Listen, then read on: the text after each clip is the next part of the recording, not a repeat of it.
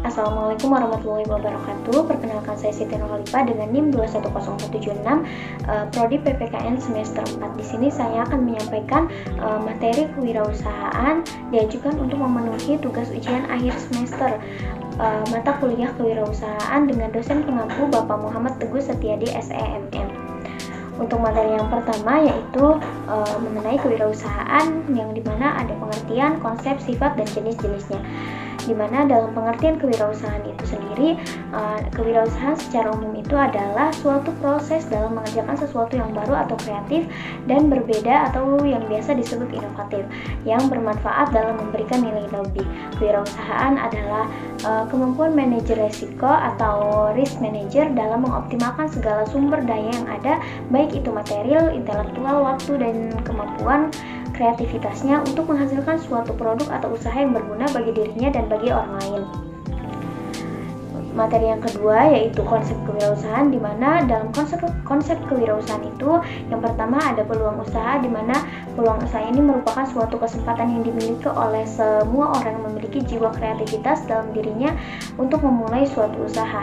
Yang kedua ada kemampuan merespon peluang, di mana dalam melakukan kegiatan wirausaha membutuhkan kemampuan untuk merespon peluang usaha yang ada. Respon tersebut dapat berupa tindakan-tindakan yang menghasilkan bisnis baru yang produktif dan inovatif serta menjawab peluang usaha yang ada.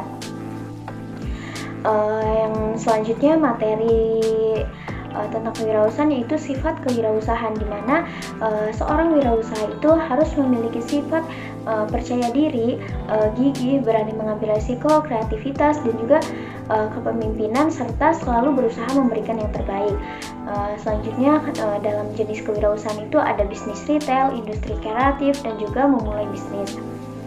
Selanjutnya materi yang kedua yaitu konsep dasar perencanaan kewirausahaan dan implementasi perencanaan kewirausasahaan. Yang pertama yaitu definisi dan manfaat perencanaan kewirausahaan, di mana setiap bisnis baik dalam skala kecil maupun besar memerlukan perencanaan usaha untuk meminimalisir resiko kerugian yang bisa saja terjadi dalam menjalankan bisnis. Pastinya mengalami untung dan juga rugi merupakan hal yang wajar. Nah, akan tetapi resiko kerugian tersebut dapat diminimalisir jika kita telah memiliki perencanaan yang matang. Perencanaan usaha yang matang ini selalu mempertimbangkan adanya resiko kerugian dan juga mencoba mengantisipasi dan mencarikan solusinya. Perencanaan usaha adalah tindakan atau langkah-langkah yang direncanakan untuk dilakukan ketika akan menjalankan suatu usaha atau bisnis. Yang selanjutnya ada cakupan perencanaan kewirausahaan atau business plan, di mana ada 8 komponen yang harus ada dalam sebuah rencana bisnis. Yang pertama yaitu visi dan misi perusahaan, deskripsi perusahaan dan produk atau layanan, keunikan produk, analisis pasar, tim yang bekerja, rencana memasarkan produk atau layanan, analisis SWOT perusahaan, dan juga yang terakhir itu rencana uang masuk dan keluar.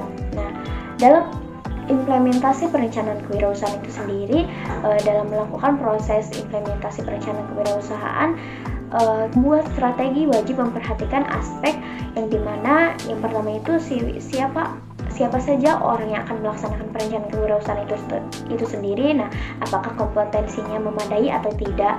Yang selanjutnya apa yang harus dilakukan untuk mensosialisasikan petunjuk operasi baru yang diharapkan kita. Nah, selanjutnya bagaimana sih cara kita agar setiap orang mampu melakukan apa yang diinginkan untuk mencapai tujuan kewirausahaan. Selanjutnya yaitu materi pertemuan yang ketiga adalah kepemimpinan dalam kewirausahaan, memimpin perusahaan berkembang dan merencanakan di dalam kewirausahaan. Yang dimana saya akan membahas definisi kepemimpinan dan wirausaha, karakteristik kepemimpinan, dan definisi kepemimpinan itu sendiri bagi kewirausahaan ini adalah kepemimpinan bagi seorang kewirausahaan adalah merupakan salah satu faktor yang utama yang sama pentingnya dengan kepercayaan dan kreativitas yang tinggi dalam mendukung kesuksesan usaha dalam mencapai tujuan.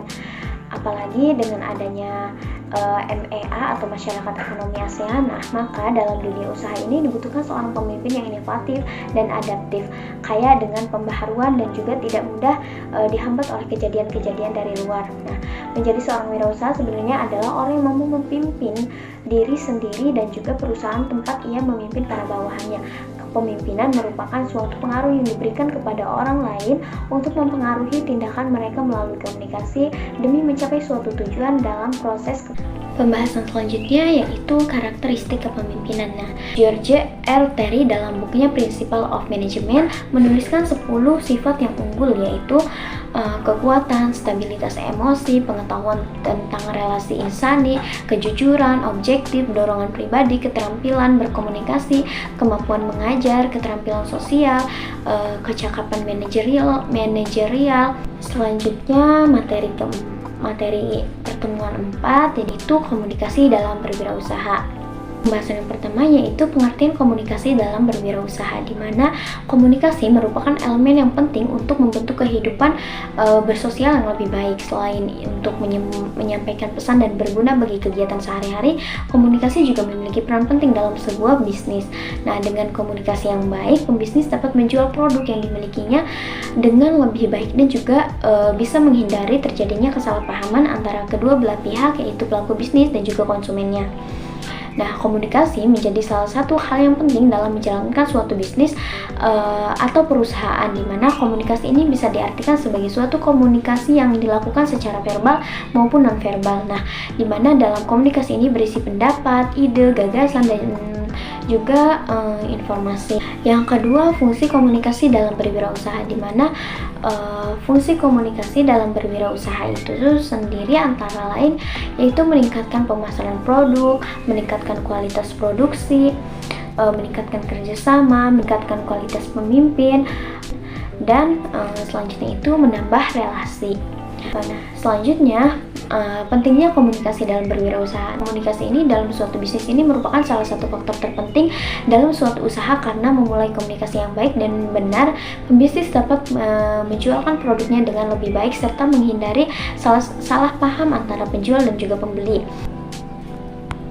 Selanjutnya materi pertemuan 5 yaitu motivasi berwirausaha. Di mana yang pertama pentingnya berwirausaha sejak dini, di mana kewirausahaan itu penting sejak usia dini, karena dengan kita berwirausaha sejak dini, kita akan memperoleh sebuah pengalaman yang sangat panjang untuk jenjang kita di masa depan, dan semua itu kita lakukan dengan kerja keras, berani, dan semangat yang tinggi. Dan seorang pengusaha juga harus berani mengambil resiko dalam usaha yang dikelolanya, entah itu kerugian atau lain sebagainya. Selanjutnya yaitu pengertian motivasi. Motivasi merupakan proses psikologi yang mencerminkan interaksi sikap, kebutuhan, persepsi, dan keputusan yang terjadi pada diri seseorang. Nah, proses psikologi ini timbul akibat faktor dari dalam diri seseorang, berupa kepribadian, sikap, pengalaman, dan pendidikan, sedangkan dari luar diri seseorang berupa berbagai faktor lain yang sangat kompleks. Motivasi penting karena dengan motivasi mencapai produktivitas yang tinggi. Nah, motivasi berwirausaha adalah dorongan kuat dalam diri seseorang untuk memulai mengaktualisasi potensi diri dalam berpikir kreatif dan inovatif untuk menciptakan produk baru dan bernilai tambah guna kepentingan bersama. Wirausaha akan muncul ketika seseorang berani mengembangkan usaha-usaha dan ide-ide barunya. Membuat seseorang menjadi berani mengembangkan usaha dan idenya melalui motivasi berwirausaha yang kuat. Selanjutnya materi yang keenam yaitu inovasi dalam berwirausaha, di mana yang pembahasan yang pertama yaitu pengertian inovasi, di mana inovasi ini adalah suatu ide, barang, kejadian, metode yang dirasakan atau diamati sebagai suatu hal yang baru bagi seseorang atau sekelompok orang yang diadakan untuk mencapai tujuan tertentu atau untuk pecahkan suatu masalah tertentu. Inovasi adalah menciptakan produk dan layanan yang baru yang bernilai bagi pelanggan dengan cara yang didukung oleh model bisnis yang berkelanjutan dan menguntungkan. Pembahasan selanjutnya yaitu pendekatan inovasi dalam berwirausaha, di mana terdapat 3 pendekatan wirausaha dalam pengembangan bisnis, yaitu mengikuti tren, di mana perkembangan tren dapat menentukan target pasar yang dapat menjadi peluang wirausaha. Yang kedua itu menjawab permasalahan. Yang ketiga menemukan celah, di mana peluang bisnis muncul karena terdapat celah pada bisnis yang sudah ada karena kurangnya target pasar. Yang terakhir yaitu cara untuk mengembangkan upaya berpikir inovatif dalam berwirausaha, di mana harus memiliki motivasi yang tinggi, paham dengan kebutuhan, melakukan riset dan evaluasi, dan juga selalu berpikir fokus dan juga optimis. Materi yang selanjutnya materi 7 atau materi 1 setelah UTS, yaitu hakikat membangun kepercayaan, di mana pembahasan yang pertama itu ada pengertian membangun kepercayaan. Kepercayaan merupakan kesediaan seseorang untuk menjadi rentan terhadap tindakan pihak lain berdasarkan harapan bahwa yang lain akan melakukan tindakan tertentu. Jadi, kepercayaan ini adalah suatu harapan positif, asumsi atau keyakinan dari proses kognitif seseorang yang dipegang dan ditunjukkan pada orang lain bahwa orang tersebut akan berperilaku seperti yang diharapkan dan dibutuhkan. Ketika seseorang memutuskan untuk mempercayai orang lain, maka harapannya terhadap orang tersebut adalah dapat mewujudkan harapan-harapan yang ada pada dirinya. Selanjutnya, unsur-unsur kepercayaan itu ada penerimaan, asumsi, kepercayaan, perilaku etis, kepemimpinan individu, dan juga kemungkinan prediksi. Selanjutnya yaitu materi kedua atau materi ke-8 itu berwirausaha yang cerdas dan hukum bisnis. Bahasan yang pertama itu perubahan pemikiran, sikap, dan karakter seorang wirausaha. Pola pikir merupakan cara memandang terhadap sesuatu yang tertangkap panca indera yang menimbulkan sikap dan perilaku. Pola pikir dari manusia dapat diubah dari pola pikir negatif ke positif, dari pecundang ke pemenang, dan dari karyawan menjadi wirausaha. Dalam lingkungan disrupsi dan perubahan tentu akan menimbulkan peluang-peluang baru dan ancaman-ancaman baru. Seorang wirausaha harus fokus pada peluang-peluang baru, bukan pada ancaman-ancaman baru. Jadi manfaat yang bisa didapatkan dari berpikir perubahan ini antara lain meningkatkan kemampuan berkreasi dalam diri, merubah kebiasaan yang mungkin dahulunya tidak baik menjadi lebih baik, memotivasi untuk mencoba hal yang baru yang lebih bermanfaat, membuat orang semakin percaya diri dan dalam menjalani kehidupan, serta meningkatkan kemampuan seseorang dalam menyelesaikan suatu masalah, meningkatkan penghasilan. Pembahasan kedua yaitu karakter seorang wirausaha, di mana karakter seorang wirausaha ini merupakan irisan dari berbagai sikap positif yang proses pembentukannya berasal dari internal ataupun eksternal, di mana internal ini berarti berasal dari dalam diri wirausaha itu sendiri, sedangkan eksternal itu munculnya dari lingkungan sekitar ataupun baik dari lingkungan keluarga, pertemanan, ataupun dari bidang usaha itu sendiri. Nah, dalam karakter seorang wirausaha itu ada karakter orisinalitas, karakter berani mengambil risiko, dan juga karakter percaya diri.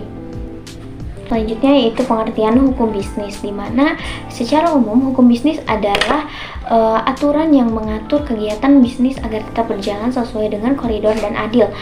Hukum bisnis itu sendiri dibuat secara tertulis yang bertujuan untuk melindungi, mengawasi, sekaligus mengatur segala hal aktivitas perdagangan industri di bidang jasa maupun barang. Salah satu pentingnya mengetahui hukum bisnis adalah memudahkan pembisnis pemula mengetahui yang benar. Jadi hukum bisnis ini semacam mengarahkan pelaku bisnis agar bersikap dan berperilaku sesuai dengan kode etik pembisnis. Nah, selanjutnya materi pertemuan 9 yaitu konsep dasar digital marketing. Pembahasan yang pertama yaitu pengertian atau definisi digital marketing, di mana digital marketing ini adalah serangkaian praktik pemasaran yang menggunakan teknologi digital, platform online, media sosial, mesin pencari, dan perangkat mobile untuk mempromosikan merek atau produk. Nah, tujuannya itu adalah untuk meningkatkan visibilitas merek, menarik pelanggan potensial, serta meningkatkan pengalaman penggunaan dan konversi. Pembahasan yang kedua yaitu macam-macam digital marketing. Yang pertama ada search engine optimization, yang kedua pay per click advertising, yang ketiga social media marketing, yang keempat content marketing, yang kelima email marketing, dan juga sebagainya.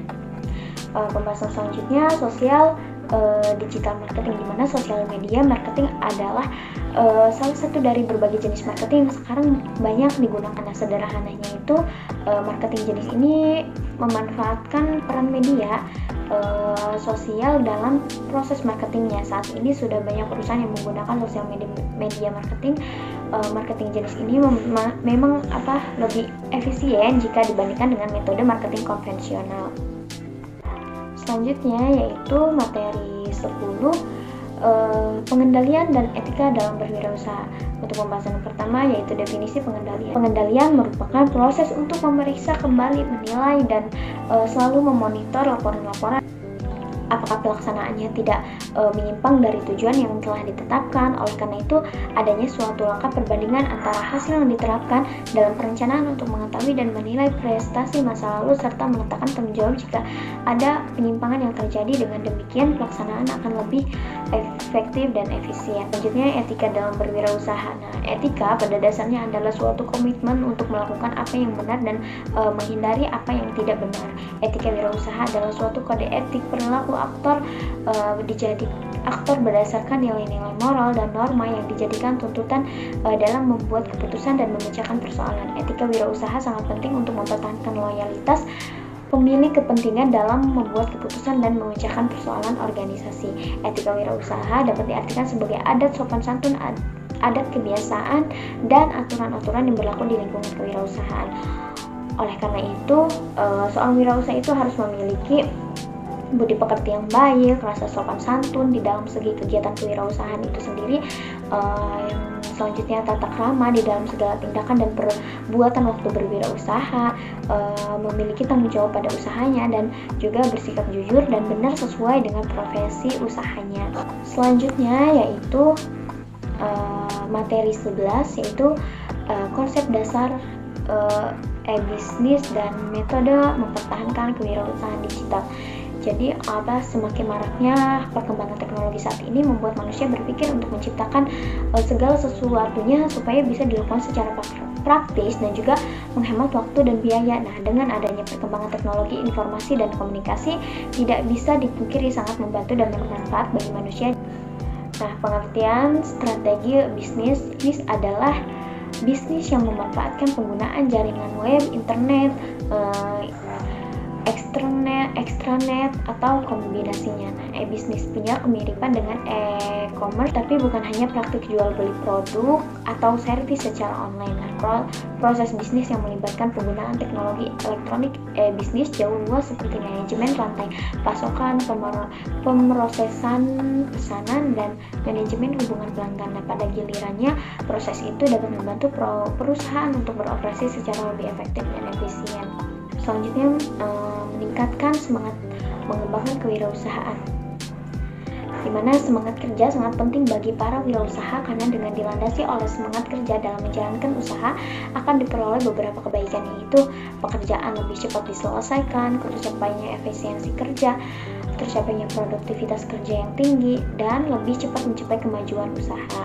Selanjutnya, mengelola kewirausahaan yang stagnan, di mana stagnan dalam bisnis ini adalah kondisi di mana bisnis atau usaha tidak mengalami perkembangan tetapi tidak juga mengalami kerugian. Nah, bisnis stagnan ini bisa dialami oleh bisnis skala kecil hingga menengah. Masalah stagnan menjadi salah satu masalah yang sering dihadapi para pengusaha jika tidak segera diperbaiki. Kondisi ini bisa mengganggu kesehatan bisnis. Nah, ada beberapa hal yang harus ditempuh untuk mengatasi kondisi bisnis yang sedang stagnan, yaitu lakukan review dan evaluasi, identifikasi masalah, terus mengkaji ulang sistem, dan juga pemilihan sumber daya manusia yang tepat. Materi yang selanjutnya, materi 12 atau materi yang terakhir, yaitu strategi produk. Nah, pembahasan yang pertama itu pengertian strategi produk. Strategi produk adalah rencana yang sistematis yang dirancang untuk mengarahkan pengembangan, pemasaran, dan peningkatan produk agar sesuai dengan tujuan bisnis dan kebutuhan pasar. Produk di sisi lain mengacu pada barang atau jasa yang ditawarkan oleh perusahaan kepada konsumen untuk memenuhi kebutuhan atau keinginan mereka. Selanjutnya, tujuan pemasaran produk perawatan. Tujuan pemasaran produk perawatan. Nah, dalam upaya mencapai tujuan pemasaran produk perawatan, peran produk inti dan produk formal sangat penting. Nah, keduanya memainkan peran yang berbeda tetapi saling melengkapi dalam merancang dan menyampaikan nilai kepada konsumen. Pembahasan selanjutnya yaitu pengertian strategi harga. Nah, strategi harga adalah pendekatan yang digunakan oleh perusahaan untuk menetapkan harga produk atau layanan yang ditawarkan kepada pelanggan. Nah, ini melibatkan pengambilan keputusan tentang tingkat harga yang akan ditetapkan, diskon yang akan diberikan, dan juga penentuan harga relatif terhadap pesaing. Nah, strategi harga ini memainkan peran penting dalam pemasaran produk dan dapat mempengaruhi persepsi pelanggan terhadap nilai produk. Jadi dari pembahasan yang saya sampaikan dapat diambil kesimpulan bahwasanya kewirausahaan itu ialah usaha kreatif yang dibangun berdasarkan inovasi untuk menghasilkan sesuatu yang baru dan berbeda dengan yang lain, dan memiliki nilai tambah, memberi manfaat, dan juga menciptakan lapangan kerja serta hasilnya berguna bagi orang lain. Dalam memulai sebuah usaha atau sebuah bisnis, kita juga perlu adanya sebuah perencanaan, karena memulai bisnis bukan hanya sekedar kita memiliki bisnis atau kita mendirikan bisnis, akan tetapi kita juga perlu adanya sebuah perencanaan yang matang. Kita perlu tahu resiko apa yang akan diambil ketika kita mulai membuka bisnis itu. Nah, selain itu, dalam memulai sebuah bisnis juga kita perlu memiliki jiwa kepemimpinan yang kuat, dan juga sebagai seorang wirausaha kita harus bisa berkomunikasi dengan baik. Dengan begitu, ketika kita sudah bisa memulai komunikasi dengan baik, maka kita akan lebih mudah dalam mengembangkan sebuah bisnis.